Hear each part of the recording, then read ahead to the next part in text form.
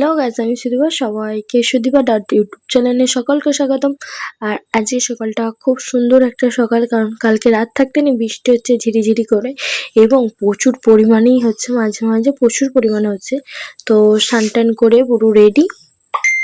আর হচ্ছে এবার আমি ছোট্ট গোপুসোনাকে ঘুম থাকতে তুলবো, এবং আজকের বৃষ্টির ওয়েদারে কি কি করছি না করছি সমস্তটাই তোমাদের সাথে শেয়ার করব।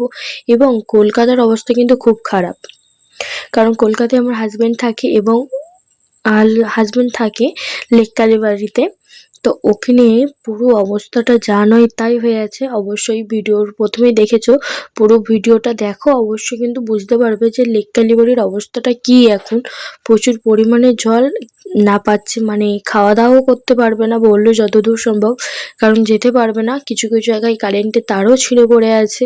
তো তার জন্য ওখানেই পাশাপাশি কিছু একটা জায়গার নাম বললো বেশ, ওখানে একজন কারেন্টের শর্ট খেয়ে মারাও গেছে। আমি ওই জন্য বলছি একদম জলে নামবে না। তো তারপরে আর কি করব, আমি ঘরে টুকটাক কাজগুলো করলাম, তারপরে দেখলাম মাঠে চলে এসেছে ফুল তুলি, যেহেতু আমাদের অনেক জবা গাছ আছে, তো সেই জন্য। আর ওদিকে দেখালাম বৃষ্টি হচ্ছিল, আর এদিকে গোপোষণকেও সেবা দিয়ে দিয়েছিলাম।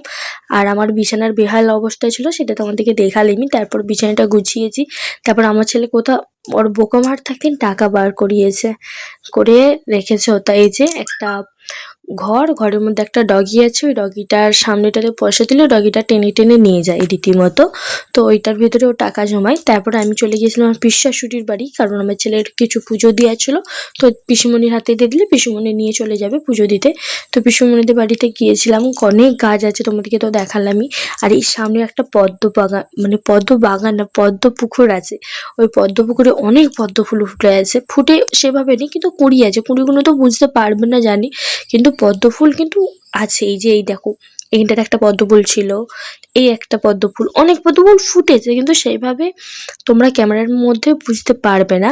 কিন্তু সামনাসামনি অনেক পদ্ম ফুল আছে। এই দেখো কত পদ্ম ফুল, কত পদ্ম ফুল, সব কুঁড়ি। এগুলো সমস্তটা কুঁড়ি পদ্ম ফুল, একটাও ফুটেনি। এই যে এখানটাতে একটা ফুটেছে, ওই যে একটা দূরে একটা ফুটেছে, অনেক মানে কিছুটা দূরত্ব ফুটেছে পদ্ম ফুল। তো অনেক, মানে অনেক পদ্ম ফুল ফুটেছে।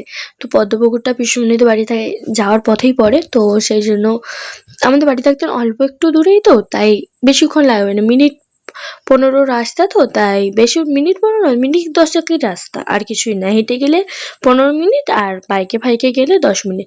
তো তারপরে পিসিমণিদের বাড়ি থেকে এসে আমি টিফিন করে নিলাম, করে তোমাদের সাথে কথা বলছিলাম। আর আমাদের এখানে প্রচুর নয়েজটা আছে, মানে প্রচণ্ড আওয়াজ, তাই জন্য আমাকে ভয়েস ওভার দিতেই হয়।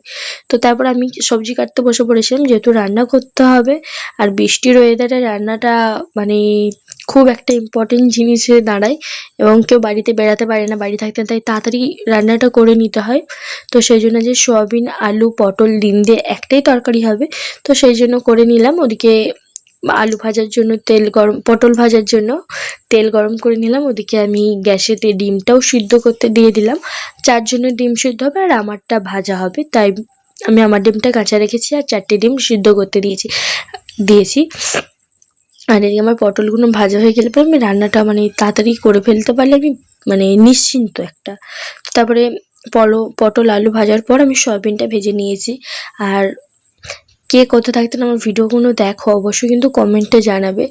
আর আমার প্রথম ব্লগ তো, আর হয়তো একটু আধটু ভুল হতেই পারে, ভুলটাকে একটু ভুল ত্রুটি থাকতে পারে, একটু ক্ষমা করে দিও। আর কোথায় কোথায় ভুল হচ্ছে না হচ্ছে আমাকে অবশ্যই কমেন্টে জানাবে, তোমরা যদি ব্লগটা দেখো কেউ।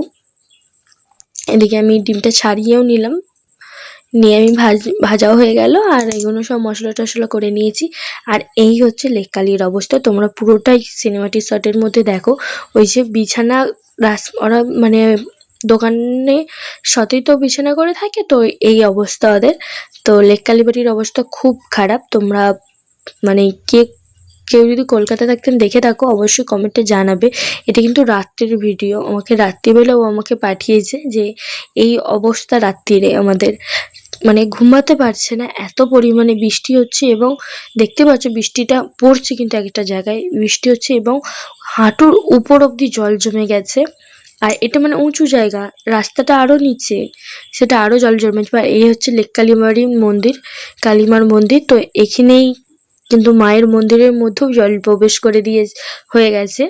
আর মানে কেউ আটকে রাখতে পারছে না, জল কখনো তো আটকে রাখা যায় না।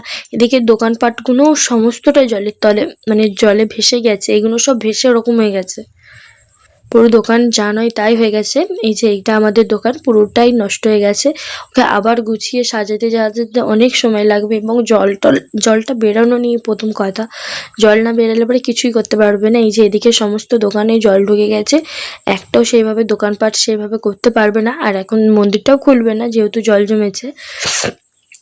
একটু সিনেমাটিক শটের মধ্যে দেখো আমার ভিডিওটা, আমি আর ভয়েস দিচ্ছি না, সিনেমাটিক শট দেখতে থাকো।